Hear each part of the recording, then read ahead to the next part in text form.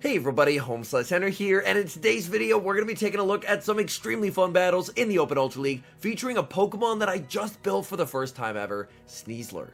SNEASLER is a poison and fighting type Pokemon with the moveset of Shadow Claw, X-Scissor, and Close Combat. SNEASLER is extremely attack weighted, so pairing an attack weighted Pokemon with Close Combat, you know there's about to be a lot of damage. SNEASLER definitely not a good pick for climbing, but I was able to go quite positive with the team.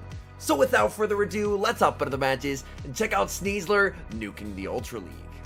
Hopping into the first match, picking up a slightly negative lead, Walrein into Galarian Stunfisk. I'm going to save switch into Surfetched, and my opponent responds with Trevenant, so they clearly do not have a good response to a Surfetched save switch. As you can see, I'm not running Night Slash on this Surfetched, I'm running Brave Bird, because my goal with the Surfetched save switch is to check and see if they have a fighting counter, and if they do, then I'm going to try and get both their shields. So I will commit the shield and go for the Brave Bird on the CMP tie. This will guarantee switch or the final shield. Opponent gives up the final shield, and that works great for me. I'm just going to let this go. Opponent undercharges the Seed Bomb to get some farm. That's a nice play by my opponent, but now I can just send in Walrein, and Walrein's role on this team is as the anti-flyer, as well as a meat shield. I'm using Walrein just to tank charge moves, so that way I can save my shields for the extremely glassy fighting types in the back. Icicle Spear is going to KO in the back. They have Shadow Machamp, and now with a shield advantage, SNEASLER is ready to shine. They send in the Galarian Stunfisk, Close Combat, nearly one-shots the XL G-Fisk. G-Fisk is going to fire off a charge move. I will commit the shield. They go for the Rock Slide. They're just looking for chip damage. They cannot make another move. Back in comes the Machamp. Shadow Machamp losing CMP to SNEASLER. SNEASLER 2 attack weighted, KOs the Machamp, and that is a good game. We see a mirror lead in the next match, Walrein versus Walrein. Even though I do have two fighting types in the back, neither one of my fighting types is particularly comfortable taking an Icicle Spear, so I'm actually going to be staying in this lead matchup. I fire off the Earthquake, they're going to let that through, and I'm just not going to commit a shield. My goal is to just try and get a lot of chip damage onto their Walrein, and then look for the save switch into Surfetched. I'm farming up, going for the Earthquake, and due to the slight attack weight on my Walrein, I am able to win CMP. Earthquake is going to connect, I'm going to no shield here, and then I'm going to send in Surfetched and look for a farm down.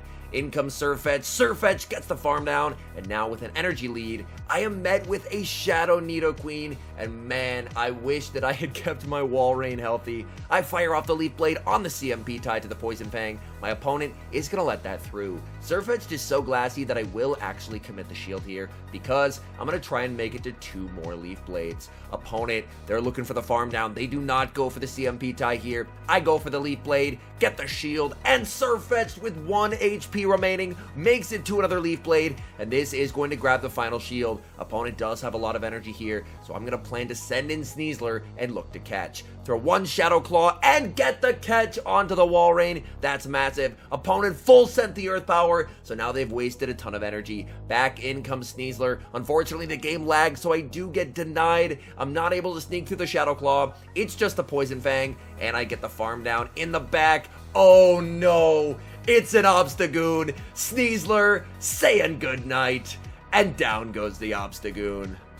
We see a great lead in the next match, Walrein into Pidgeot. I'm hoping this is the Double Swords of Justice team, and it looks like it is. Opponent sends in Cobalion, and Cobalion is going to have an absolutely terrible day against SNEASLER. Due to SNEASLER's typing, SNEASLER is resisting both the Sacred Sword and the Stone Edge, so there's not really much of anything that Cobalion can do here. Cobalion goes for Sacred Sword number 2, farming up with the SNEASLER, and going for the Close Combat. Close Combat KOs the Cobalion. Opponent sends back in the Pidgeot, but this neutral Close Combat is going to hurt. Opponent lets it through, and Pidgeot is almost below 25% HP. Pidgeot can go for the Brave Bird onto the Walrein, but honestly, that's fine by me. We'll see what they have in the back. It's Virizion, so they are running the Pidgeot Double Swords of Justice team. I can grab a shield with the Icicle Spear, and now send in Surfetched. Surfetched, farming up energy, and I'm going to tank the first Sacred Sword here. I know I will be able to survive it. Surfetched is very glassy, but I'm able to hang on, farm up a ton of energy, and then bait with the Leaf Blade, hoping for the shield. Opponent commits the shield,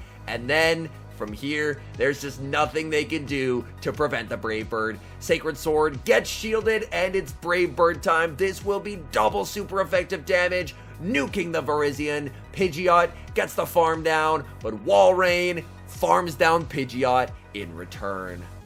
We see a tough lead in the next match. Walrein into Registeel. Two fighters in the back. I'm going to save switch into Surfetched, and my opponent responds with a Shadow Gliscor. Not a good matchup for me, but on the bright side, at the very least, Sneasler won't have to see this. I go straight for the Brave Bird, and my opponent commits the shield. They're looking for the full farm down. Surfetched able to make it to the Leaf Blade. Leaf Blade not going to KO, but will definitely leave its mark. So the good news is I baited out the Flyer, and I got shield advantage for Sneasler in the end game. So I can send in the Walrein and no shield everything. They go for the Earthquake. That deals a lot of damage, and now they're going for the Night Slash. I will be able to tank this as well. I'm just fully committing to Sneasler with a shield advantage. So I do get the farm down here. I'm going to bank a Spear, send in Sneasler. We'll have to see. What do they have in the back? They're staying in with the Registeel. Maybe they're weak to Sneasler. I commit the shield on the Zap Cannon. In the back, it's another flying type, and this is absolutely awful. I can't debuff my defense just yet, so I'm forced to go for the X-Scissor, and that does absolutely no damage.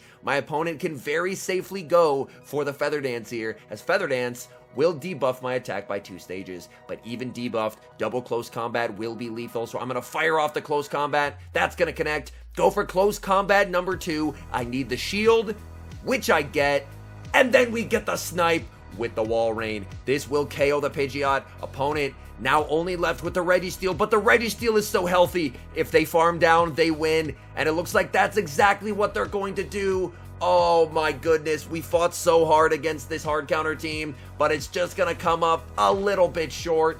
Registeel farms down, and I concede the match.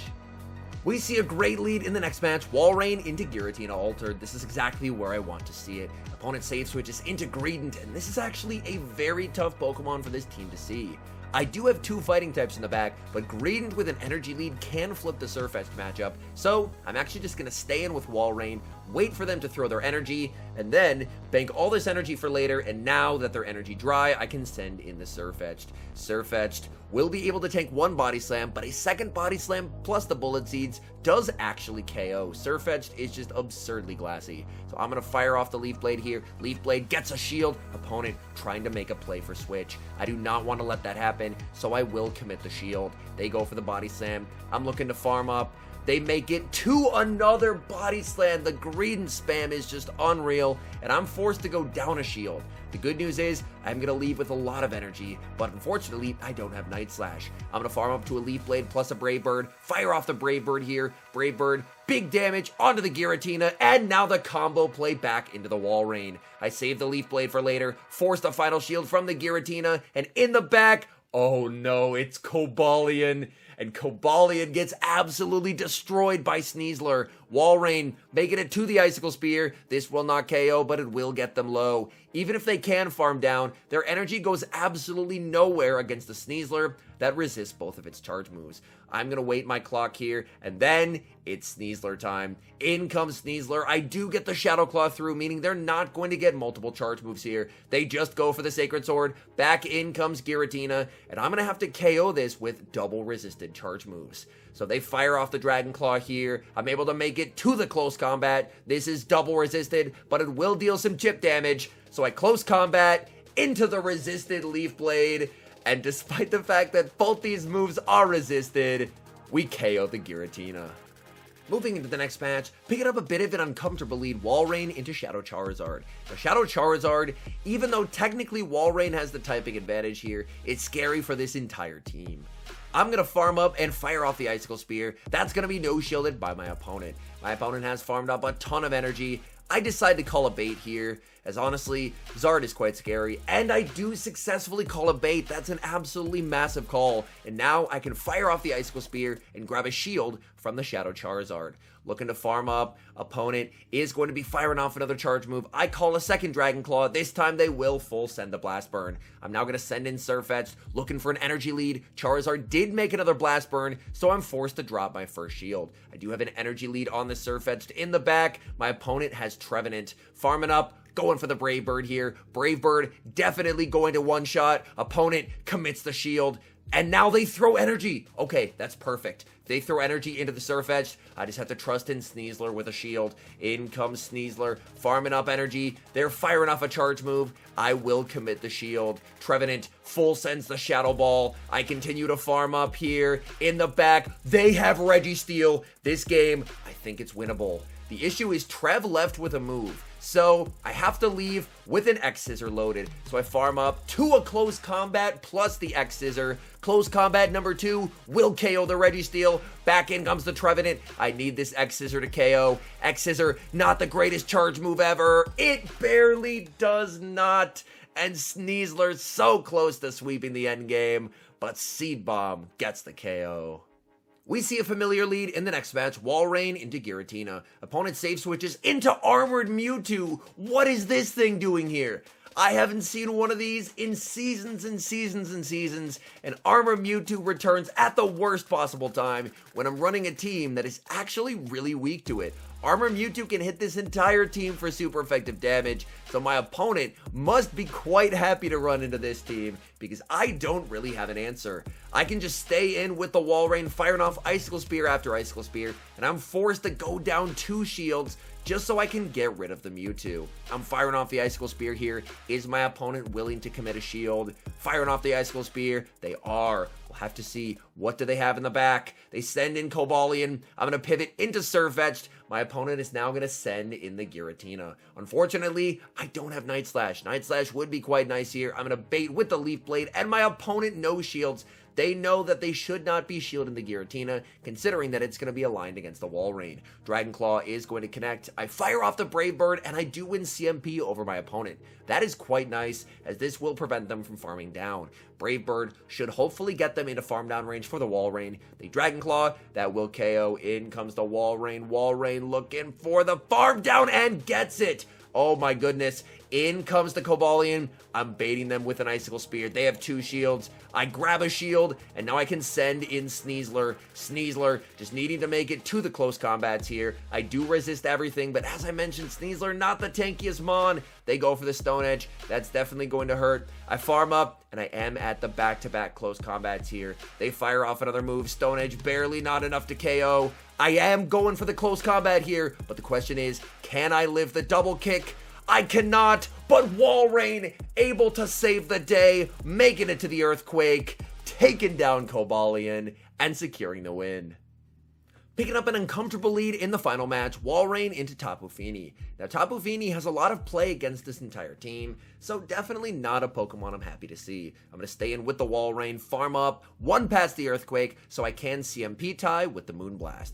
They go for the Moonblast. I'm going to fire off the Earthquake. This will put them into Leaf Blade range, and then I can send in my Surfetched. In comes Surfetched, farming up energy. Opponent sends in Guzzlord, and they are switching in a Dark type into a counter user. I have a lot of energy here. I decide to go for the bait, and I'm able to grab a shield from my opponent. My opponent is looking to return fire here. They go for the Dragon Claw. I commit the shield, and I'm going for another Leaf Blade.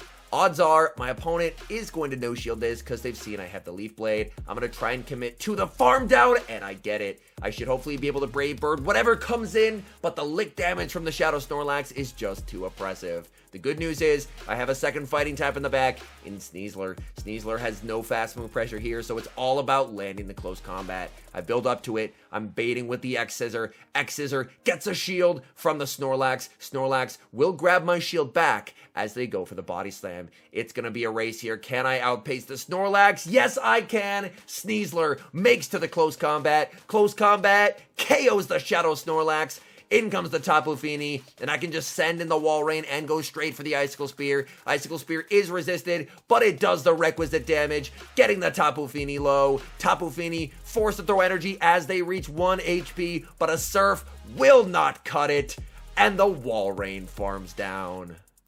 All in all, I had an absolute blast with this team. SNEASLER shields down, getting to close combat things is an insane amount of fun, and on top of that, I went pretty positive with the team, went 11-8, was able to climb back over 3,000 elo.